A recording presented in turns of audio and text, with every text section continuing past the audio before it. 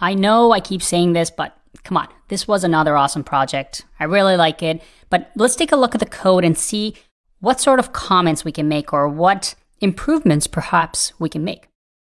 So looking at the code here, I want to talk about a few things. One is the naming here. So we see over here that we have a loading spinner and a remove loading spinner. So we have complete and loading here.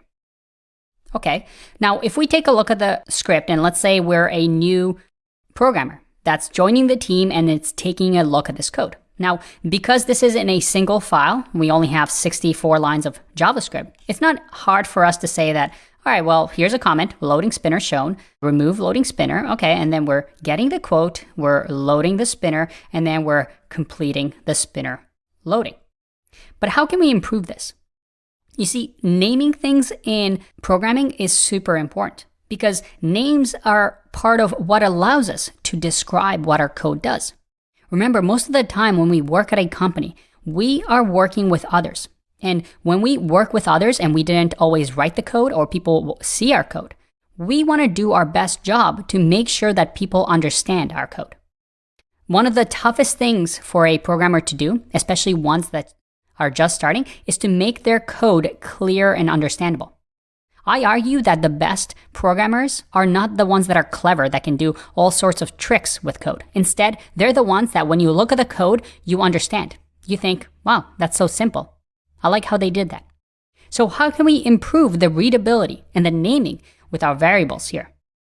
Well, imagine if this get quote was in a different file and I look at loading and then complete. Do I know what that does? I mean, sure, it's complete something, but without me looking at the complete function, I don't understand what it does. So one thing we can improve here is maybe instead of just saying loading, because this is all about the loading spinner, just say show loading spinner. And now we can even remove the comment. That's less lines of code. And this is very easy to understand. It's simply show loading spinner. In the same way, we can say remove loading spinner. And we save another line of code. We don't have to clutter our code with comments, and it's super clear what this function does, what both of these functions do. So now I can just replace these parts with properly named functions so that I can even remove this. So that now, even if I don't know what the show loading spinner function does, or I have to go into a separate file to see what it does, I don't need to because that's pretty self-evident. The name simply says show loading spinner. So I expect this function to show the loading spinner. And just like that, we improved the readability of our code. Awesome. So think about naming your variables in a way that makes sense. If somebody read your code, does it make it super obvious? And one thing to think about is when you comment your code, can that comment be removed and perhaps be included in the naming of your function? That's a good way to think about things as a senior developer. Now, the next thing I want to talk about is this code. Do you see any issues with this code? Give you a second. Can you break this code? Well, here's what I can do. I can say that right now we're saying get quote, and we run these things to get our quote, but if we ever encounter an error, we run get quote again. This is what we call a recursive function. A recursive function is a function that calls itself. It's kind of mind-melting, isn't it? It's hard to understand, but yeah, if there's an error, just run this function again. Now, when you have a recursive function like this, a common trick is to go into an infinite loop. What do I mean? Well, let's say that here we actually have an error. Let's say we can throw an error with JavaScript by saying throw new error. And in here, I can just throw whatever error I want. Let's just say, oops. So right now, this is going to throw. It's going to make this function error. It's going to catch, and then we're going to run the get quote again. Just to double check, let me just make sure I can console log error here. Now, if I save this, go back to our project, open up the developer tools. Let's make this bigger. And I refresh this.